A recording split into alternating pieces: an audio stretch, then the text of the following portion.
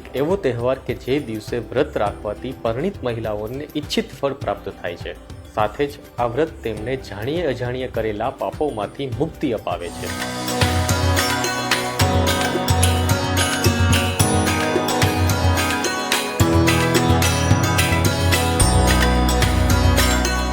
રાજકોટ શહેરના ત્રંબા ખાતે પાંડવોએ જેની સ્થાપના કરી હતી એ ત્રંબકેશ્વર મહાદેવના મંદિરે 1 લાખથી વધુ મહિલાઓએ આ પર્વની ઉજવણી કરી ભોળાનાથની ભક્તિમાં લીન બન્યા હતા।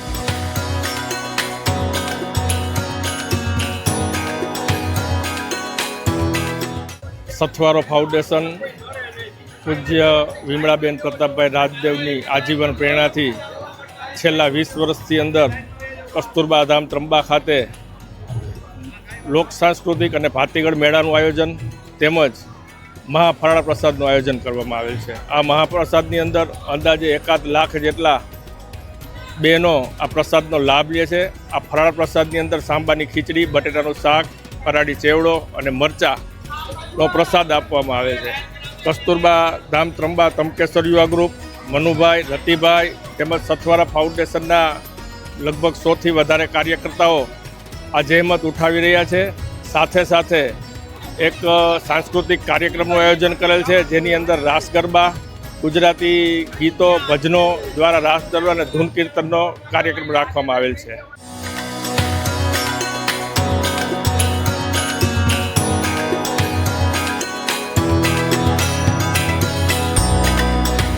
કસ્તુરબા ધામ ત્રંબા ગામે આ રુચિ પાંચમનું બહેનો અહીંયા સ્નાન કરવા આવે। અહીંયા ત્રિવેણી નદી છે, તો ઘણા વર્ષોથી અહીંયા બહેનો અહીં સ્નાન 3 વખત સ્નાન કરે છે।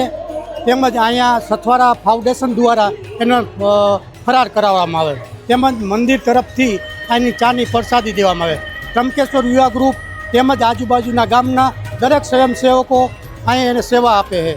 તો આ જગ્યાની અંદર વર્ષોથી એટલે કે 40-45 વર્ષથી અમે જોઈ રહ્યા છીએ કે આ પ્રસાદ દેવામાં આવે છે, તેમજ અહીંયા ચાની પ્રસાદી દેવામાં આવે, તેમજ અહીંયા બહેનો શાંતિથી અને અહીંયા વનભોજન કરે છે।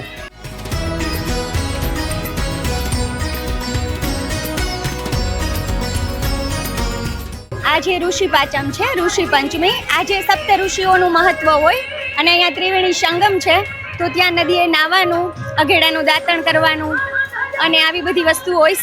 સાંબો જ ખાવાનો હોય આજે, એટલે એને સામા પાંચમ કહેવાય છે।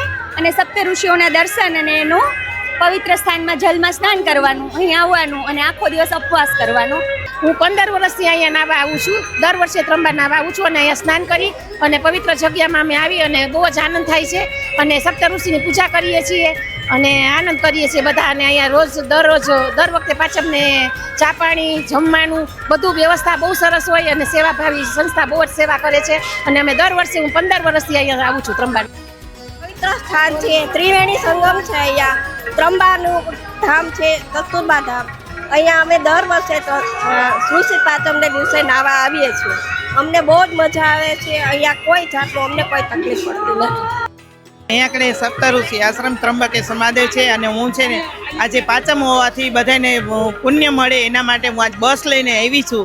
તો બધાને એવી રીતે આનંદ થાય અને આનંદ આવે। અહીંયા બહુ જ એટલે બહુ જ વિશાળ જગ્યા છે, નાહવાની સરસ સગવડ છે, ત્રિવેણી સંગમ કહેવાય છે। ત્રિવેણીમાં નાહવાથી પુણ્યનું ભાતું મળે છે અને બધાને આનંદ આવે છે। માટે બધાને નમ્ર વિનંતી કે છે બને ત્યારે પાંચમને દિવસે અહીંયા નાહવા આવજો।